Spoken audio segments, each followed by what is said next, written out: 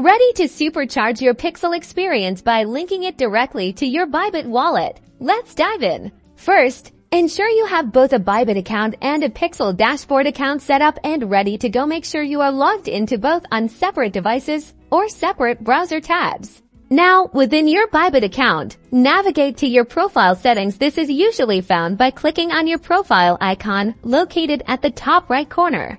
Look for an option labeled API Management or API Key. Click on this. API keys are how we securely connect Bybit with Pixel.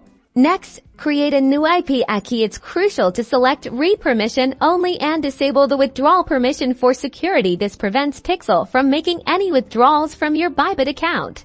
Copy both the API key and the API secret. Store the secret key in a safe place. You'll only see it once.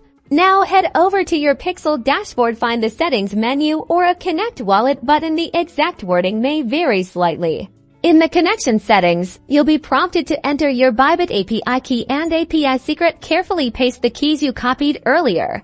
Click Connect or Save. You should see a confirmation message indicating that your Bybit wallet is now successfully linked to your Pixel dashboard. Congratulations! You can now enjoy seamless data synchronization and enhanced functionality.